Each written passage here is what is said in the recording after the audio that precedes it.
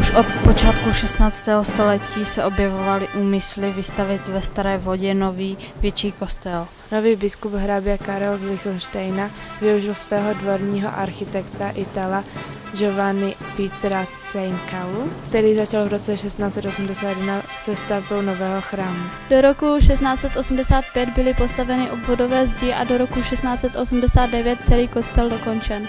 V roce 1690 se z podnětu kardinála hrabě Lichtenštejna začalo také se stavbou pieristické koleje. V roku 1705 byl kostel slavnostně konservován světícím biskupem Františkem Juliánem z Braidy. Po dokončení této stavby narostl i počet poutníků o významném svátcích až na 4 000 denně.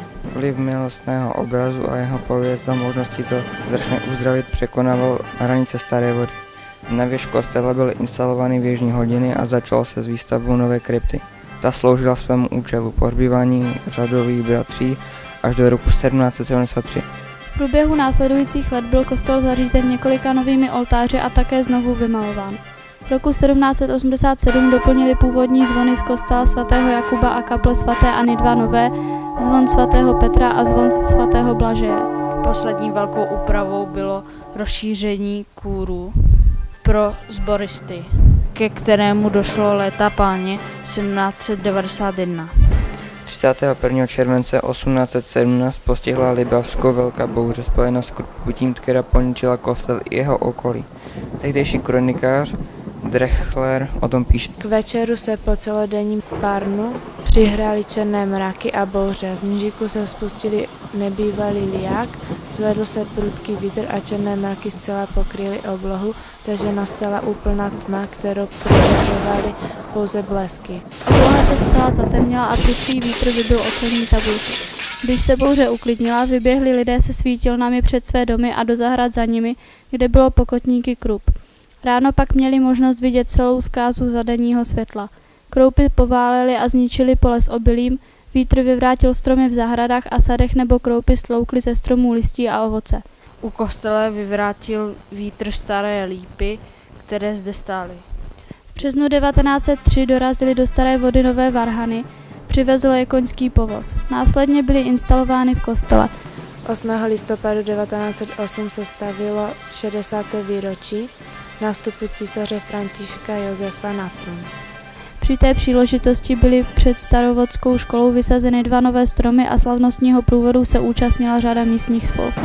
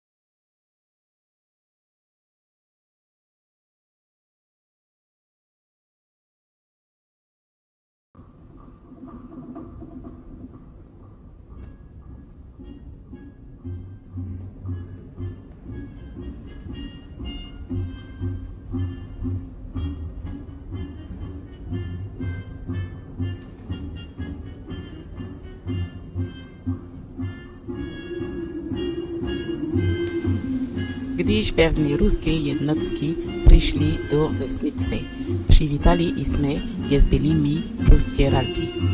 Zajímali se pouze o německé vojáky a šli dál. Další jednotky zajímaly naše hodinky. Dávají časy znělo nejčastěji z jejich úst. Chtěli jsme uhasit požár kláštera, ale ve Aškem voze bylo jen 10 litrů benzínu. Přes stylovou vesnici pochodovali další ruské jednotky. Převyrobali nejstranější byl osud žen a dívek. Jedźkie tu noc se musela ješćina zniesli. Myči otcovi, pan Mini a jedna dívka se vsi jsme chodili s veliký k rybníku a nažili zmusit doznatjící mická požár. Se bylo zničeno a zahrnobilo rudou barvu. V noci ze soboty na neděli jsme spali společně s dalšími lidmi na lavicích a slamnicích ve refektarži. Noc ale nebyla klidná, bylo slyšet vojáky a hlasy nějaké rodiny z Opavy, která uměla i česky a snažili se s Rusy domluvit. Někteří z mužů byli zajati a vrátili se zpět až po několika měsících ve zuboženém stavu. V neděli 6. května jsme navštívili kostel. Rusové už tam byli a něco prohledávali. Každý pokus zastavit je ve jejich činnosti byl ale nebezpečný. Rusové se do kostela vloupali, tabernakel byl rozbitý, dokonce i krypta byla poničena a kosti rozházeny. Byla to kultura východu. 7. května přišlo nařízení, že činové kaple budou sloužit jako lazaret. Pohřbili jsme naše mrtvé a zabité. I to bylo těžké. V úterý 8. května jsme viděli stejný obrázek. Pochodující ruská vojska. Ještě staré ravovali.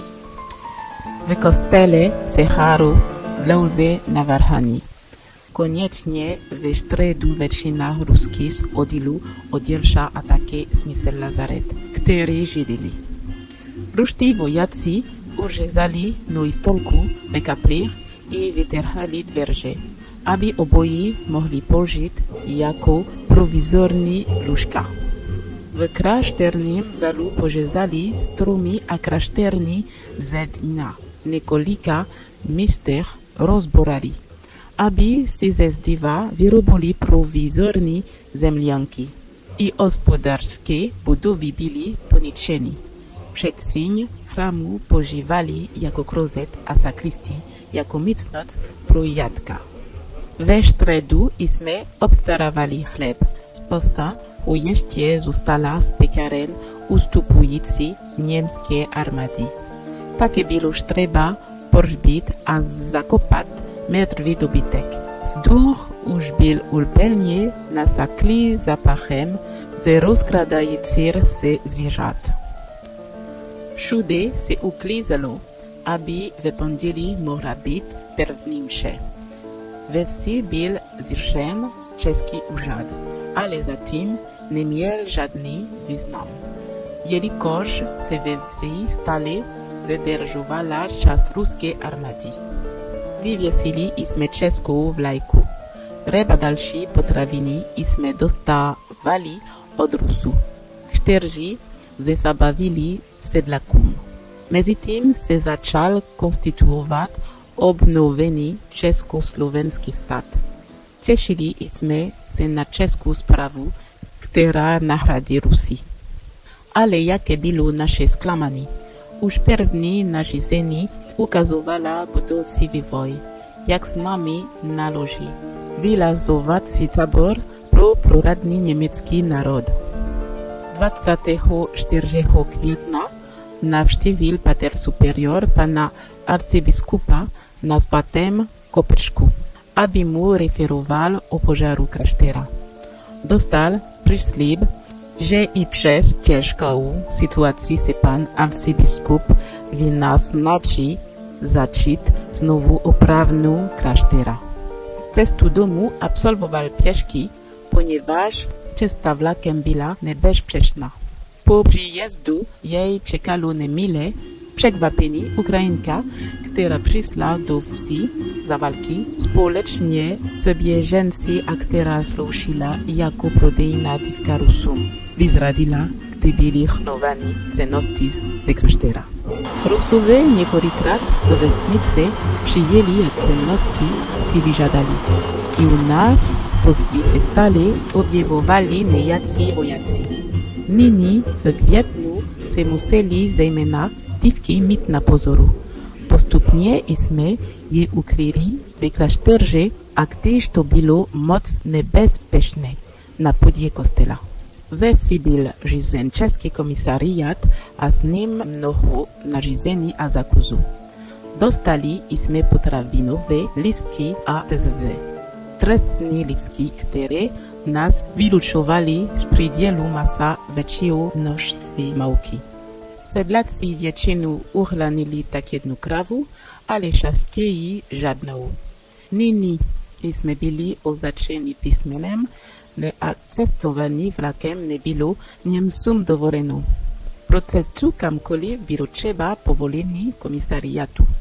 31. června bylo rozhodnuto na základě zvláštních zákonů, že veškerý německý majetek propadá státu. 8. června se konalo jedno ze největších procesí zlibaví, určitě 600 až 700 lidí, ale také jedno ze posledních.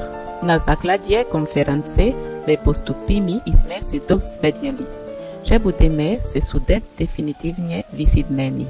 Ve září se konalo více českých putí a v říjnu byly pravidelné modlitby růžence. Se zimou a koncem roku jsme vyhlíželi vysvětšit nejisté budoucnosti, která nás čeká. Od června měsíc vysídlovaní. Tak se rok 1945 ubíral ke svému závěru se smutnými výhledkami k budoucnosti, že se budeme muset mistarovočti rozloučit se touto krajinou a domovem, kež by všichni byli zdraví a kež nás Bůh provázel i v roce 1946.